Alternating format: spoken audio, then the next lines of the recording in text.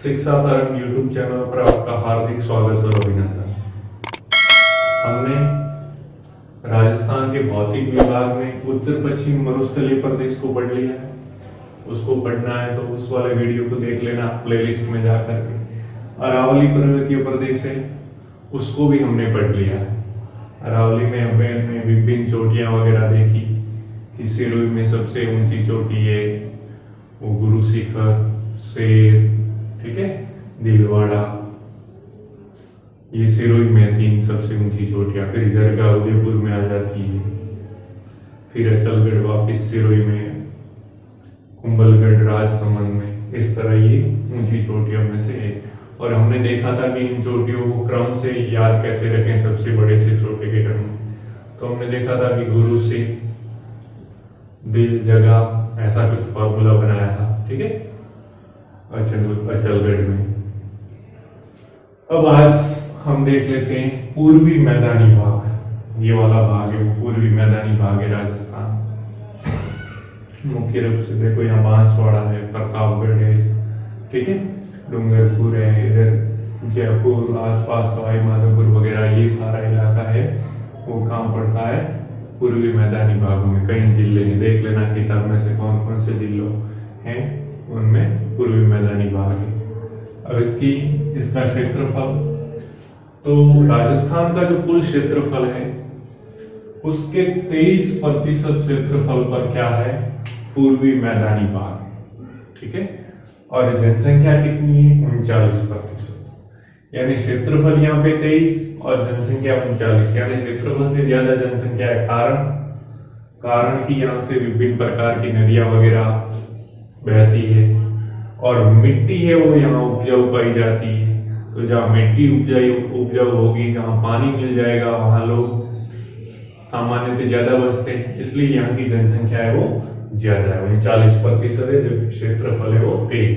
जबकि हमने रेगिस्तान में देखा था कि क्षेत्रफल कितना था, 61%, और जनसंख्या कितनी थी, 40%। कम थी क्योंकि रेगिस्तान है, यहाँ पानी की कमी है, उपजाऊ मिट्टी नहीं है, इसलिए लोग यहाँ पे आकर कम बसे। फिर ये वर्षा, तो देखो यहाँ 50 सेंटीमीटर की समवर्षा रेखा थी, तो यहाँ 20 से 50 के बीच में मरुस्थलीय प्रदेश में होती थी, थार के मरुस्थल में, रेगिस्तान में बारिश। फिर यहाँ आए तो 50 के आसपास हो गई, ठीक है। अब पूर्वी मैदानी भाग है तो और ज्यादा बढ़ रही है, यानी जैसे जैसे उस तरफ जा रहे हैं बारिश क्या है, बढ़ती जा रही है। इधर कम, फिर ज्यादा, फिर और ज्यादा, तो 50 से 80 सेंटीमीटर है। यहाँ पे बारिश कम होती थी, ठीक है, तो ये शुष्क प्रदेश था, और यहाँ पे कुछ होती थी बारिश। देखो अरावली में जो माउंट आबू है वो राजस्थान की सबसे ज्यादा बारिश है वो माउंट आबू में होती है, ठीक है, यहाँ पे। तो वो सिरोही में और अरावली पर्वतीय प्रदेश में पड़ता है। तो यहाँ बारिश इसकी अपेक्षा ज्यादा होती थी, इसलिए जलवायु कैसी थी, यहाँ पे उप आर्द्र, ठीक है, यहाँ पे शुष्क थी, सूखा मौसम, यहाँ पे उप आर्द्र, और यहाँ पे आते आते जलवायु क्या हो जाएगी, आर्द्र हो जाएगी। आर्द्र मतलब गीली, नमी ज्यादा हो, बारिश वगैरह ज्यादा होने के कारण, ठीक है। मिट्टी, जलोढ़ या दोमट मिट्टी, जलोढ़ और दोमट मिट्टी पाई जाती है, इसलिए ये उपजाऊ जमीन है यहाँ पे, इसलिए लोग यहाँ पर ज्यादा बसे। और यहाँ पे क्या है, 56 का मैदान। इससे पहले हमने जो उत्तर पश्चिम मरुस्थलीय प्रदेश पढ़ा था उसमें आया था एक 56 की पहाड़ियां। तो जो 56 की पहाड़ियां हैं वो तो है कहां पे, अपने सिवाना, बाड़मेर और जालोर के बीच में है वो 56 की पहाड़ियां है। ग्रेनाइट वहां ज्यादा पाया जाता है, ठीक है। लेकिन यहाँ पे क्या है, 56 का मैदान। तो ये मैदान कहाँ है, यहाँ पे बांसवाड़ा, डूंगरपुर और प्रतापगढ़ में 56 गांवों का समूह है, वो क्या कहलाता है, 56 का मैदान, ठीक है, यहाँ पे। फिर ये फसलें, तो यहाँ पे मुख्य रूप से क्योंकि उपजाऊ जमीन है इसलिए विभिन्न प्रकार की फसलें होती है, गेहूं, जौ, चना, ज्वार, मक्का, बाजरा, सरसों, तिलहन, दालों में मूंग, उड़द, अरहर, गन्ना, इस प्रकार की फसलें यहाँ पे होती है। फिर सिंचाई, तो यहाँ पे अधिकतर सिंचाई है वो कुओं द्वारा होती है, कुएं खोद कर वहां से और यहाँ पे नहर भी है, भरतपुर के आसपास नहर आई हुई है, भरतपुर नहर और गुड़गांव नहर। इस पूर्वी मैदानी भाग के सीमा की बात करें तो पश्चिम की साइड तो कौन सी है, अरावली पर्वत है, ठीक है। इसके इस भाग में क्या है, ये दक्षिण पूर्व पठारी प्रदेश, और यहाँ पे हाड़ौती क्षेत्र है, देखो कोटा, बूंदी, बारा वगैरह, झालावाड़, ये क्या कहलाता है, हाड़ौती, इसलिए इसे हाड़ौती का पठार भी कहते हैं, ठीक है। तो यहाँ पे जो दक्षिण पूर्व सीमा पर क्या है, हाड़ौती का पठार और विंध्यन पठार। विंध्यन पठार यहाँ पे मध्य प्रदेश है, उस मध्य प्रदेश में पड़ता है, ठीक है। तो विंध्यन और हाड़ौती का पठार है। अब ढाल क्या है इसका, पश्चिम से पूर्व की ओर। ढाल का कैसे मालूम चला कि पश्चिम से पूर्व, क्योंकि यहाँ से बनास नदी है वो इस तरह बहती है, उस साइड जा रही है, इसका मतलब यहाँ ऊपर है और उस साइड नीचे है, ठीक है। लेकिन अलग अलग है, यहाँ पे चंबल, बनास और माई यहाँ की प्रमुख नदियां हैं। चंबल बेसिन जहां से होकर चंबल और उसकी सहायक नदियां बहती है वो, तो चंबल क्या करती है, मध्य प्रदेश से आकर के इस तरह चित्तौड़गढ़ के 84 गढ़ में प्रवेश करती है, उस तरह चलती है, ठीक है। इसका मतलब यहाँ पे ढाल क्या होगा, देखो दक्षिण से आ रही है और उत्तर की ओर जा रही है, इसका मतलब संबल बेसिन है, उसके ढाल क्या है, दक्षिण से उत्तर की तरफ, ठीक है। फिर है दूसरी प्रमुख नदी बनास, तो बनास की ढाल क्या है, उत्तर पूर्व की ओर, क्योंकि यहां से बहती है, यहां से बनास स्टार्ट होती है और इस तरह इधर जा रही है, इसका मतलब उत्तर पूर्व की ओर है, ठीक है। माही बेसिन है, तो माही नदी भी मध्य प्रदेश से आती है, इस तरह आती है, कर्क रेखा को 2 बार काट करके वापिस इस तरफ जा रही है, इसका मतलब यहां से आकर के फिर पश्चिम की तरफ आ रही है, पश्चिम और फिर दक्षिण की तरफ, इस तरह गुजरात में खंबात की खाड़ी में है वो समाप्त होती है, तो उस साइड क्या है, पश्चिम में ढाल है। अब इसके पश्चिम में पिडमांट का मैदान है। पिडमांट ये देवगढ़ कहाँ है, राजसमंद में। तो इस जो पूर्वी मैदानी भाग के इसके पश्चिम में देवगढ़ में पिडमांट का मैदान है। तो पिडमांट का मैदान कहाँ है, तो देवगढ़ के आसपास का क्षेत्र है। अब इसका विभाजन देख लेते हैं। पूर्वी मैदानी भाग है, उसको भी 3 भागों में बांट सकते हैं। प्रमुख 3 नदियां उसके आधार पर, बनास बेसिन जहां से बनास और उसकी सहायक नदियां बहती है, ठीक है। सहायक नदियां मतलब छोटी छोटी उसमें आकर मिलती नदियां आसपास की, वो सहायक नदियां होती है। तो मुख्य नदी है वो बनास है। अब यहाँ पे क्या है, जलोढ़ मिट्टी पाई जाती है। बनास जो बेसिन है वहां पे जलोढ़ नवीन मिट्टी पाई जाती है। यहाँ पे मालपुरा करौली का मैदान, बनास बेसिन में एक बार पूछा गया था मालपुरा करौली का मैदान कहाँ है, तो बनास बेसिन के उत्तर में है, और मेवाड़ का मैदान है इसके दक्षिण में। मालपुरा करौली का मैदान है, जो मालपुरा करौली कहाँ होगा, यहाँ पे, ठीक है। तो वो ऐसे उत्तर पूर्व भी कह सकते हैं। यहाँ पे क्या है, बलुआ पत्थर पाए जाते हैं, और यहाँ पे शिष्ट और नीच प्रकार की चट्टानों से बनता है। फिर ये चंबल बेसिन, जहां से होकर चंबल नदी बहती है, यहाँ से होकर चंबल बनास का प्रवाह इस तरह था, ठीक है, इस तरह चंबल है वो ऐसे बहेगी। अब चंबल की प्रमुख स्थलाकृतियां हैं, उत्खात भूमि या उत्खात यानी बड़े बड़े खड्डे, जहां से होकर बहती है वहां के आसपास है अपर्दन करती है मिट्टी का, इसलिए उत्खात स्थलाकृतियां बनती है। यहाँ नवीन काव्य मिट्टी का जमाव होता है, अपने साथ लेके आती है चंबल नदी। यहाँ पे विशाल बीहड़ यानी जंगल है, और इन बीहड़ों में क्या है, डाकू रहते हैं वहां, ठीक है, या सवाई माधोपुर, धौलपुर, करौली, ठीक है, इधर मुख्य रूप से बीहड़ है। फिर दक्षिण में, इसके दक्षिण में अनियमित पहाड़ियां, ठीक है, इस चंबल बेसिन के दक्षिण में अनियमित पहाड़ियां हैं जिन्हें डांग कहते हैं।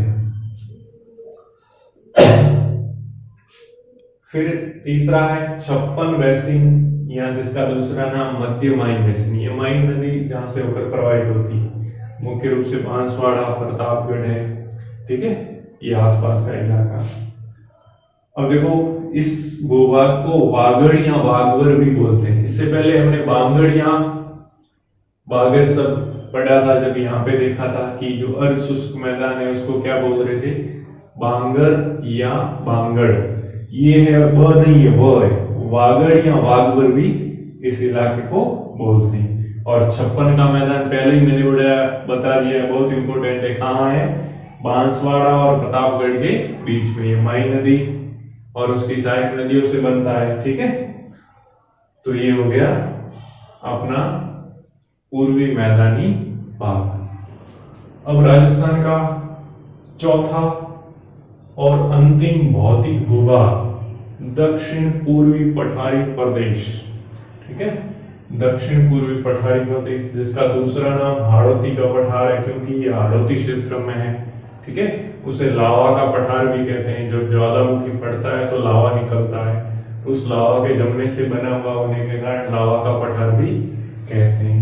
अब इसका क्षेत्रफल कितना है, तो देखो पूर्वी मैदानी भाग है, उसका क्षेत्रफल कितना था, 23%, और जनसंख्या कितनी थी, 39%। अब इसको पूरा करना है 23 को, तो 23 के आगे 30 करने के लिए क्या चाहिए मुझे, 7%, ठीक है। तो 7% तो क्षेत्रफल। देखो इसको पूरा कैसे किया था, यहाँ 61 से 70 करके यहाँ 9%, और जनसंख्या 40 के बाद 50 आता है तो 10%। 9% अरावली का क्षेत्रफल और 10% जनसंख्या, ठीक है। यहाँ पे 23% है तो यहाँ पे क्षेत्रफल आ जाएगा 7%, और जनसंख्या यहाँ 39 है तो जस्ट नजदीक तो 40 है, लेकिन वो नहीं लेना है, 50 वाला तो 11%, ठीक है। तो क्षेत्रफल 7% और जनसंख्या 11%। वार्षिक जो वर्षा का औसत है वो 80 से 120 सेंटीमीटर हाईएस्ट अब तक। सबसे कम यहाँ पे, फिर इससे ज्यादा, फिर इससे ज्यादा, अब और ज्यादा बढ़ गया। इसका मतलब इस तरह हम आगे बढ़ते हैं, ठीक है, उत्तर पश्चिम से दक्षिण पूर्व की ओर, तो वर्षा की मात्रा है वो बढ़ती जा रही है, ठीक है।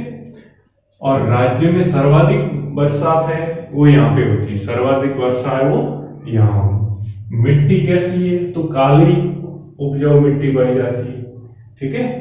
इसका निर्माण ज्वालामुखी चट्टानों से हुआ है, क्योंकि ये लावा, ज्वालामुखी फटने से लावा निकलता है और उसके जमने से बनी, तो इससे निर्माण हुआ है काली उपजाऊ मिट्टी। और जहां पे काली मिट्टी होती है वहां पे कपास की खेती जरूर होती है, ठीक है, इसका ध्यान रखना।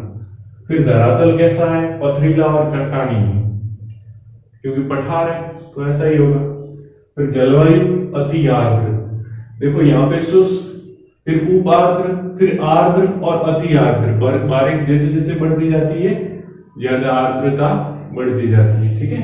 यहाँ पे हवा में नमी की मात्रा बहुत कम, शुष्क, इसमें थोड़ी तो उप आर्द्र, उसमें थोड़ी ज्यादा तो आर्द्र, और सबसे ज्यादा अति आर्द्र यहाँ होगी, ठीक है, ये जलवायु होगी। फिर फसलें, तो यहाँ पे मुख्य रूप से काली मिट्टी होने के कारण कपास, फिर गन्ना है, अफीम, तंबाकू, चावल, धनिया, मेथी और संतरा की खेती। संतरा के लिए झालावाड़ है वो प्रसिद्ध है, झालावाड़ में संतरे ज्यादा होते हैं। फिर वनस्पति, तो वनस्पति में लंबी घास, झाड़ियां यहाँ पाई जाती है, बांस है, खेर है, गुलर है, सालर है, ढाक है, ठीक है, वही ढाक के 3 बात कहते हैं, तो ढाक है, धौंक है, और सागवान, सागवान यहाँ पाया जाता है। सागवान मुख्य रूप से बांसवाड़ा और उसमें ज्यादा पाया जाता है, ठीक है। और फिर क्या है, ढाल, तो ढाल इसका दक्षिण से उत्तर की तरफ है। यहां से ऊपर जो चंबल नदी बहती है ऊपर की ओर बहती है, इसका मतलब दक्षिण से उत्तर की ओर जा रही है, इसलिए इसका ढाल क्या है, दक्षिण से उत्तर की ओर, ठीक है। और ये जो दक्षिण पूर्वी पठारी या हाड़ौती का पठार है, ठीक है, वो क्या है, अरावली पर्वतमाला और विंध्याचल पर्वत, ठीक है, विंध्याचल मध्य प्रदेश में। तो इन दोनों के बीच में क्या है, एक संक्रांति प्रदेश है, बीच में है, इसलिए संक्रांति प्रदेश बोलते हैं, ठीक है। तो ये हो गया हमारा चौथा और अंतिम भाग। बस यहाँ पे ध्यान रखना है, एक तो सबकी जनसंख्या और क्षेत्रफल याद होना चाहिए। हो सके पूछ ले कि इसको क्षेत्रफल के क्रम में जमाइए, तो सबसे ज्यादा क्षेत्रफल उत्तर पश्चिम मरुस्थलीय प्रदेश आएगा, फिर 23% सेकंड नंबर पे कौन आएगा, पूर्वी मैदान, फिर उसके बाद 9% अरावली, और फिर दक्षिण पूर्व पठारी प्रदेश जहां 7% है। ठीक है, और जनसंख्या के हिसाब से तो जनसंख्या भी 40% यहाँ है, फिर दूसरे नंबर में 40% यहाँ होगी, फिर जनसंख्या 11% इसमें और 10% इसमें। तो इसको इस तरह क्रम में जमाएंगे, और बाकी मुख्य मुख्य बातें हमने इसकी देख ली। और जब भी मैं टॉपिक यहाँ पे YouTube पे पढ़ा रहा हूँ आपको, तो आपको क्या करना है, ये पढ़ने के बाद घर में आपके पास किताब होगी, और नहीं है तो लक्ष्य के लिए आना राजस्थान सामान्य ज्ञान की। ठीक है, उसमें वही टॉपिक पढ़ लेना ताकि रिपीट हो जाए और आपकी तैयारी है वो उसको अच्छा बल मिल पाए। फैक्ट है वो एक बार दोबारा देख लेते हैं। प्रमुख चोटियां, सबसे ऊंची अरावली की चोटी है गुरु शिखर 1722 मीटर, दूसरे नंबर पे शेर 1597 मीटर। ठीक है, दिलवाड़ा 1442 मीटर। ये तीनों की तीनों कहाँ है, सिरोही में। ठीक है, गुरु शिखर माउंट आबू जाते हैं तो सबसे ऊपर। ठीक है, शेर भी और दिलवाड़ा। फिर है जरगा, ये है उदयपुर में 1431 मीटर है। और ये भोराट का पठार, भोराट का पठार कहाँ है, मैंने बताया गो, भोराट का पठार को यानी कुंभलगढ़, गो यानी गोगुंदा, तो कुंभलगढ़ और गोगुंदा के बीच में। ठीक है, ये जरगा हो गई। फिर अचलगढ़, अचलगढ़ कहाँ है, वापिस सिरोही में। तो ये बड़ी बड़ी चोटियां हैं, अधिकतर सिरोही में ही। जरगा है वो उदयपुर में, रघुनाथगढ़ सीकर में, हो जयपुर में, तारागढ़ अजमेर में। ठीक है, तो गुरु शिखर की तो लंबाई भी याद रखनी है, और दूसरी मैक्सिमम रख लो तो शेर की रख लो। ठीक है, बाकी का क्रम ध्यान रखना। तो मैंने बताया ना, गुरु से दिल। ठीक है, इसको दोबारा मैं लिख देता हूं, सेट कर देता हूं और अच्छे तरीके से। गुरु से दिल, जगह लिखा था यहाँ पे, जरा लिख देता हूं।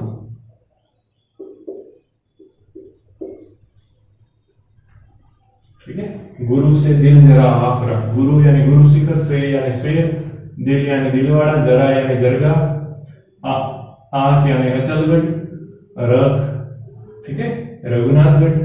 ये क्रम से होगी सारी की सारी। रघुनाथगढ़ से ऊपर हालांकि कुंभलगढ़ आएगी। ठीक है, तो गुरु से दिल जरा आस रख, ये क्रम से है। सबसे ऊंची गुरु शिखर, फिर दूसरे नंबर शेर, तीसरे नंबर दिलवाड़ा, चौथे नंबर जरगा, फिर अचलगढ़ और फिर रघुनाथगढ़। खो याद रखना कहाँ है, ये पूछेंगे ना, तो खो कहाँ है, तो जयपुर में। ठीक है, बाबाई कहाँ है, झुंझुनू में। ठीक है, बहराज कहाँ है, अलवर में। ये प्रमुख चोटियां हो गई, इनमें से क्वेश्चन आते हैं। कुछ और फैक्ट देखते हैं। कोटा और झालावाड़, ये झालावाड़ है, यहाँ कोटा है, इनके बीच में मुकुंदवाड़ा की पहाड़ियां हैं। ठीक है, बस कहाँ है यही ध्यान रखना।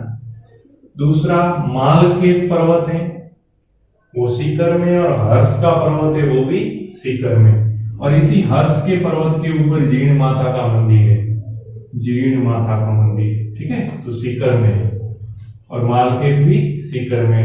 और सुंडा पर्वत, सुंडा या सुंडा पर्वत, ये जालोर जिले में है। ठीक है, जालोर में है, और राज्य का पहला रोपवे 2006 में यहाँ प्रारंभ। रोपवे का मतलब जो ऊपर तार से लटके हुए रहते हैं और अंदर बैठ के लोग जाते हैं बिना चले ऊपर, वो। ठीक है, वो सुंदा माता के पर्वत पे है। यहाँ सुंदा माता का मंदिर है ऊपर।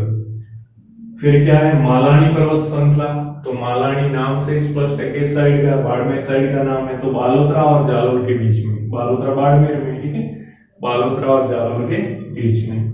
फिर मैसा का पठार, ये मैसा का पठार है वो चित्तौड़गढ़ में है, और इसी मैसा के पठार के ऊपर ही चित्तौड़गढ़ का किला बना हुआ।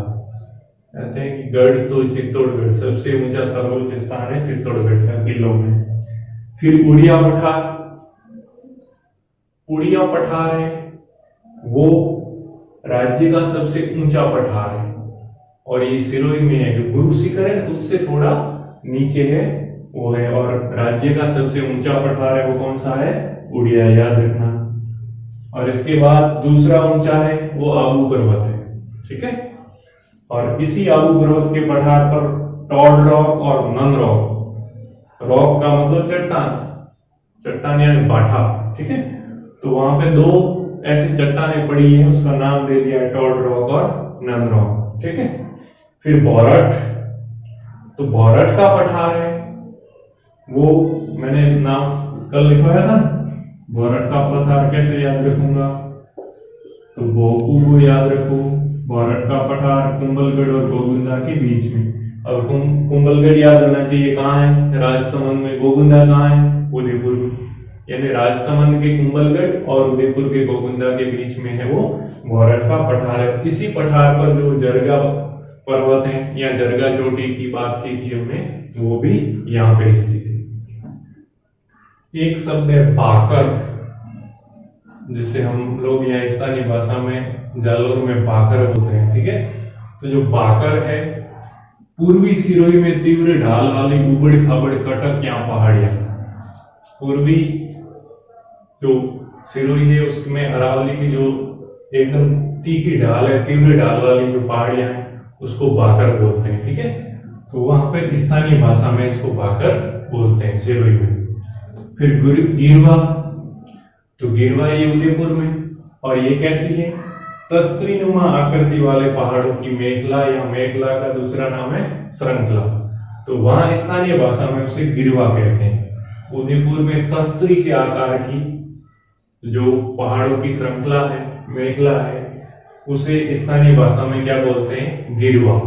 ये इंपॉर्टेंट है, ठीक है, क्यों सुनाते रहते हैं।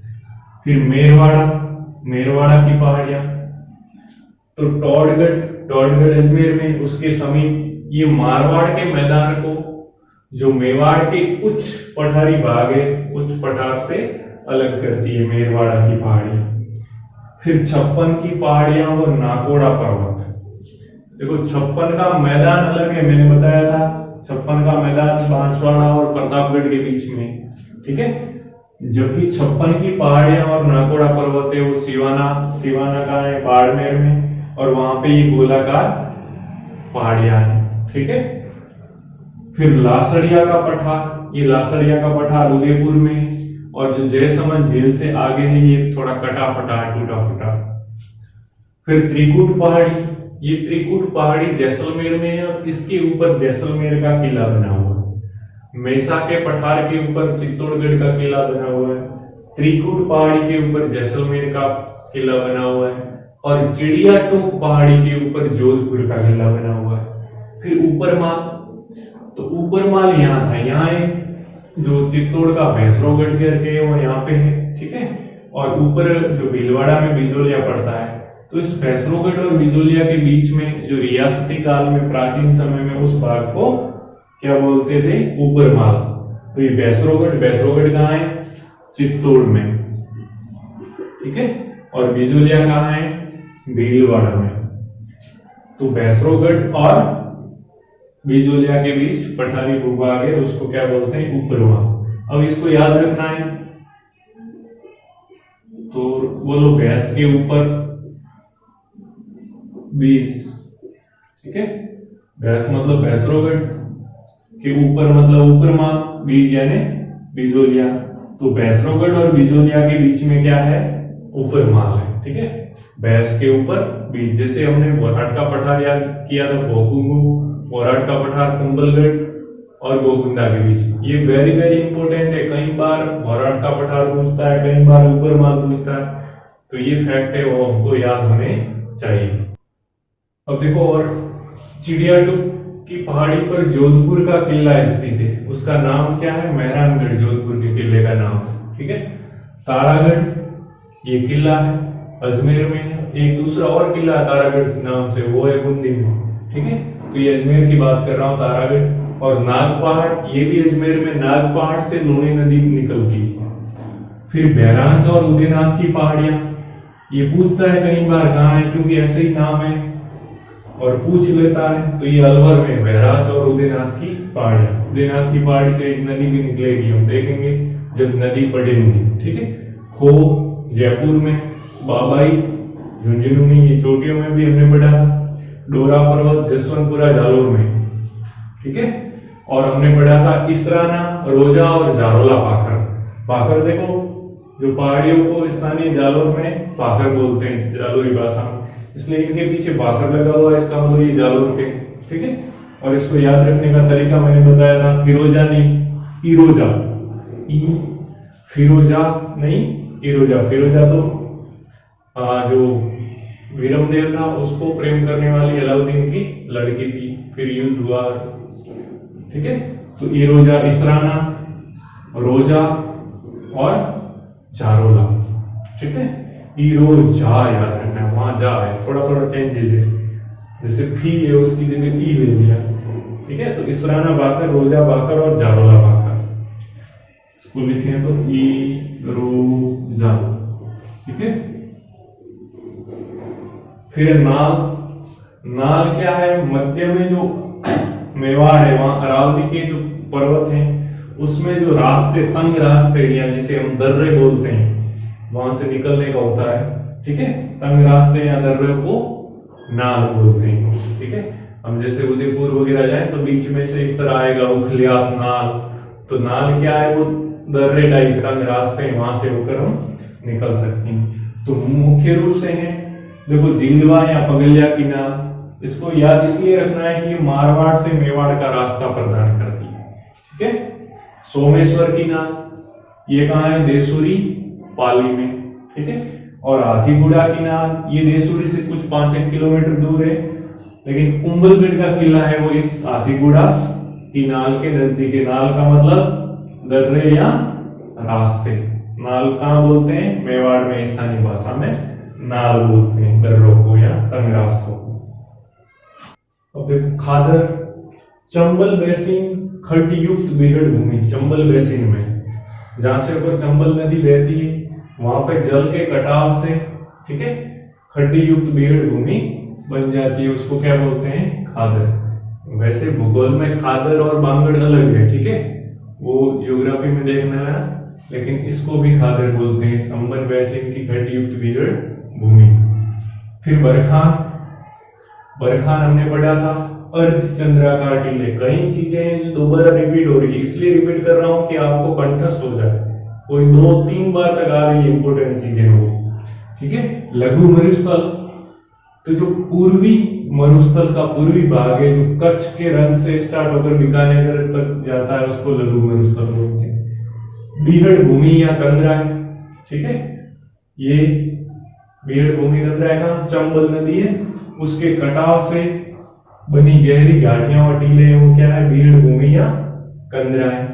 ठीक है, और ये खादर है, चंबल बेसिन में खड्ड युक्त बीहड़ भूमि है, उसको स्थानीय भाषा में खादर बोलते हैं। ठीक है, और ये बीहड़ भूमि या कंदरा है, जो गहरी घाटियां उसके कटाव से बनती है, जल के कटाव से चंबल नदी के, वो है। और सर्वाधिक बीहड़ भूमि है वो धौलपुर में पाई जाती है। ठीक है, धौलपुर में सर्वाधिक है। खड़ी, खड़ी नहीं है, जैसलमेर में पाई जाने वाली, जैसलमेर के उत्तरी भाग में। पलाया जिले हैं, पलाया जिले मतलब बारिश के समय पानी इकट्ठा हो जाता है, अस्थायी जिले बन जाती है। ठीक है, स्थानीय भाषा में उसको खड़ी बोलते हैं। ये निम्न कागारों से घिरी रहती है। फिर दरियन, ये भी जैसलमेर में, जहां आबादी लगभग नगण्य है, बहुत कम आबादी है, वहां पे स्थानांतरित बालू का स्तूप, स्थानांतरित मतलब बालू का स्तूप, रेत के टीले हैं, धोरे हैं, तो हवा के साथ स्थानांतरित होते रहते हैं, तो उसको स्थानीय भाषा में क्या बोलते हैं, दरियन। 56 का मैदान, देखो 56 का मैदान फिर आ गया, तीसरी बार या चौथी बार आया होगा, क्या है, बांसवाड़ा, प्रतापगढ़ और डूंगरपुर, इन तीनों के बीच में 56 गांवों का समूह है, और ये माही बेसिन में स्थित है। ठीक है, फिर रंग, बरसात के समय बालू का स्तूपों के मध्य निम्न भूमि में पानी भर जाने से जो अस्थायी या दलदली क्षेत्र बन जाता है, उसको रन बोलते हैं, ये भी दोबारा आ गया। लाठी सीरीज, ये भी दोबारा आ गया। जैसलमेर में पोखरण से लेकर मोहनगढ़ तक भूमिगत जल की एक चौड़ी पट्टी है। ठीक है, और इस क्षेत्र में सेवण घास है, वो ज्यादा मात्रा में उगती है। ठीक है, तो ये है। फिर कुबड़ पट्टी, ये क्वेश्चन भी एक बार आया था, कुबड़ पट्टी कौन सा है, तो नागौर और अजमेर का क्षेत्र कुबड़ पट्टी कहलाता है। क्यों? क्योंकि इस क्षेत्र में जो फ्लोराइड है वो ज्यादा है, और फ्लोराइड ज्यादा होने से पानी में फ्लोराइड ज्यादा है, इससे लोग पीने से उनकी हड्डियां कमजोर हो जाती है, लोग कुबड़े हो जाते हैं, इसलिए इसको कुबड़ पट्टी बोलते हैं। तो नागौर और अजमेर में फ्लोराइड की मात्रा जल में ज्यादा होने के कारण उसको कुबड़ पट्टी बोलते हैं। जो बग्गी है वो घग्गर मैदान की उपजाऊ चिकनी मिट्टी है। घग्गर का मैदान कहाँ है? हनुमानगढ़ गंगानगर, ठीक है, जहाँ से उपजाती है वहां, तो वहां की चिकनी मिट्टी और उपजाऊ मिट्टी उसको बग्गी कहते हैं वहां, ठीक है। मेरा ये भी हनुमानगढ़ में, उसके उत्तर में, हनुमानगढ़ के उत्तरी भाग में हल्के पीले रंग की चिकनी मिट्टी है, उसको मेरा बोलते हैं, ठीक है। तो आज के लिए बस इतना ही। राजस्थान के भौतिक विभाग या राजस्थान के भू आकृतिक प्रदेश आज कंप्लीट हो गए हैं, और इससे संबंधित जो भी प्रश्न है आपको होमवर्क ये रहेगा कि इससे संबंधित जो भी प्रश्न है पुराने, जो किसी भी पेपर में आए हुए हैं, पूछे हुए हैं किसी न किसी एग्जाम में, उन सबको सॉल्व करके, ठीक है। अगर आपके पास लक्ष्य की किताब है तो लक्ष्य के पीछे जो इस टॉपिक के दे रखे हैं वो क्वेश्चन सॉल्व कर लीजिए, या कोई पुराने पेपर हैं, ठीक है, शॉर्ट, तो उसको सॉल्व कर लीजिए। तो हमने इस राजस्थान के चारों भौतिक भाग थे उनका अध्ययन कर लिया है। अगर जो दी गई जानकारी है वो आपके काम की है, अच्छी है, काम आ रही है, तो वीडियो को अधिक से अधिक लोगों तक शेयर करिए, अपने दोस्तों तक पहुंचाइए, उनको भी फायदा हो सके, और लाइक, शेयर और सब्सक्राइब जरूर करें। जय हिंद, जय भारत।